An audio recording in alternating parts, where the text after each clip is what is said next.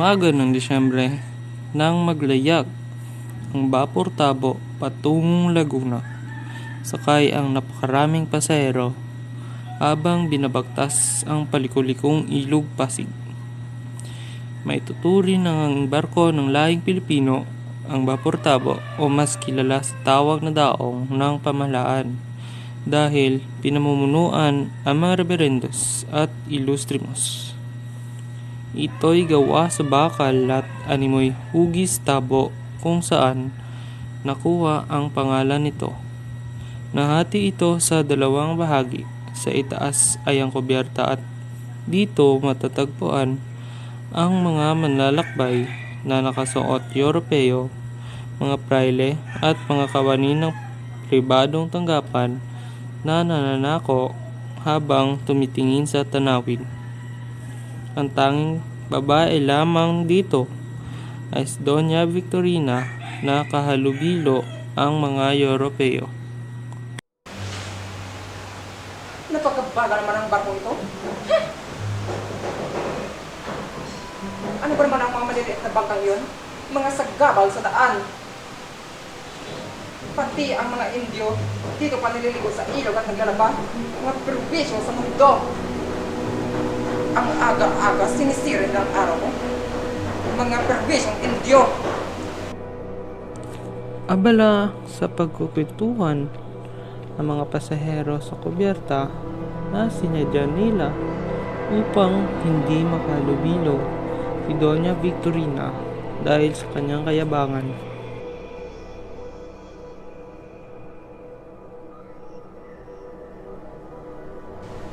Kapitan!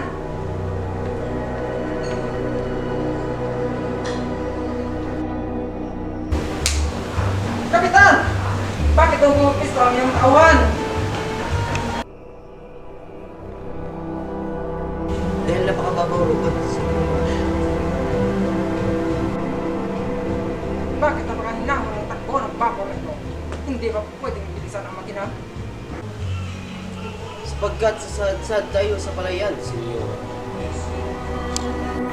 Abala sa pagkukwentuhan ng mga pasahero sa kuberta na sinadya nila upang hindi makahalubilo si Doña Victorina dahil sa kanyang kayabangan.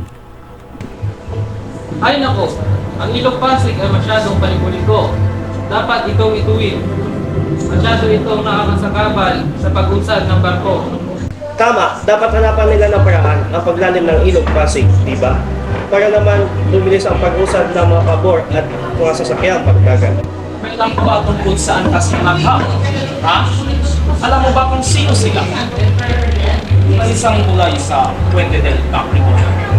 Hindi nila natapos dahil sa sinabi nilang mahina at marupok raw ito. Pero tingnan nyo, hanggang ngayon, buo pa rin ito. Kahit anong dumaan linggo at bagyo, hindi pa rin ito nabubuwang. Yan din ang nais kong sabihin. Ang Puente del Capricorn at ang pantas ng agham, yan din ang nais sabihin pati sa akin. Ngunit hindi ibig sabihin na iwala kayo sa katwiran dahil ang problema ay ang lawak. Dahil wala ditong maayos na lawak sa Pilipinas.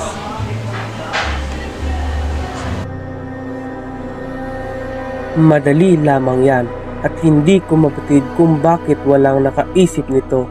Dapat ito simulan sa paghuhukay ng isang tuwid na kanal mula sa bunganga ng Ilog Pasig hanggang sa labasan nito sa lagusan ng Maynila.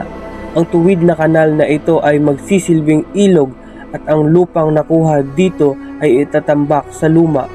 Hindi ka na nagsasayang ng lupa na paikli pa ang oras sa paglalakbay. O diba, simple lang. Isang planong yangke ang iyong naisip. Ipagpaumanhin ninyo, Senyor Simon, ngunit hindi ako sumang-ayon. Tila yata masyadong magastos at mapaminsala ang iyong panukala.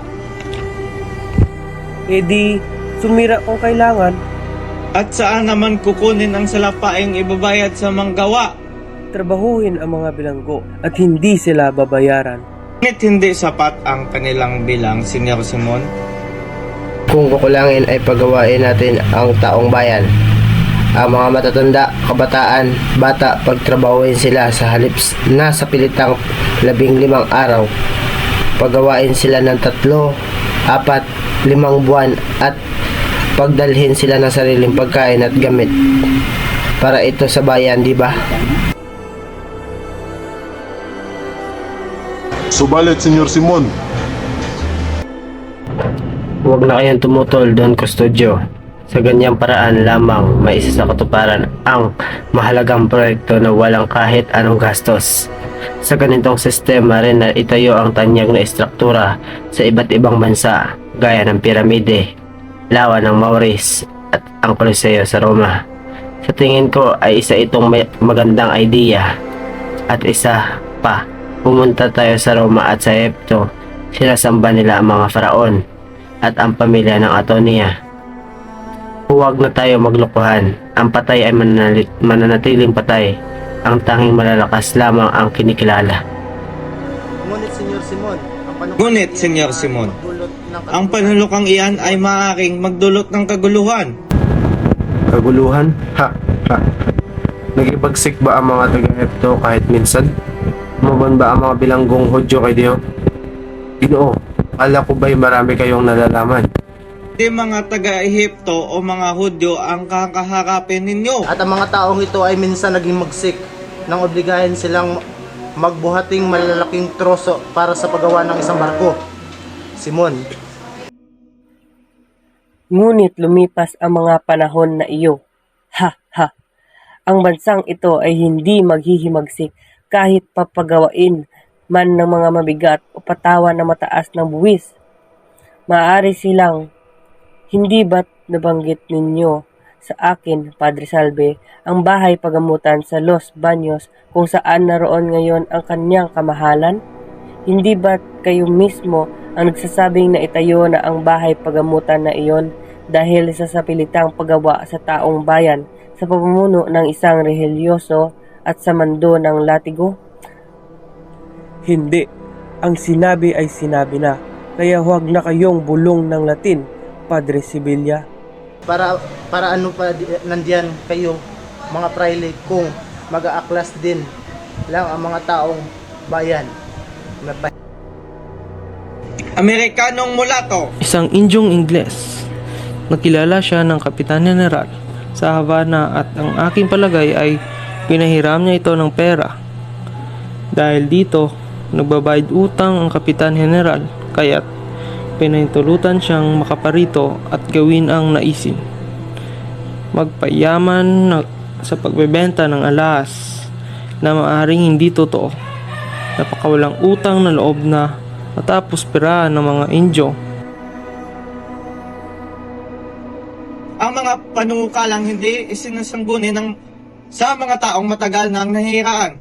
Dito sa Pinas ay hindi magdudulot ng maganda. Isang panukalang nang gingilang kang pag-ukula ng malaking halaga. May isang bagay akong imumungkahi sa inyo. Bago ang ano paman, may nais akong ipanunukala na mas payak, kapaki-pakinabang at para sa ikalilinis ng at ano lawa. naman ang proyektong ito, Don Custodio? Nakakita na ba kayo ng itik? Sa inyong palagay, pinuhuli namin yan sa lawa. Hindi iyon ang ibig kong sabihin. Ang tinutukoy ko ay tulad ng inaalagaan sa Pasig at Pateros. Alam ba ninyo ang kinakain nila? Ngunit ano naman ang kinalaman nito sa proyektong ito?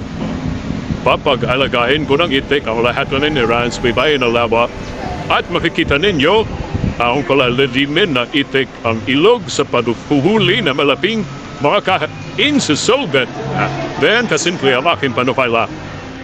Papahintulutan po ba ninyo ang aking ilathala, ang kanyang panukala, Don? Ngunit Don Custodio, kung ang lahat ng tao sa baybayin ng lawa ay mag-aalaga ng itik, ay dadami ang balot. Nakakadiri, mabuti pang taburan na lang yung lawang iyan. Hay nako!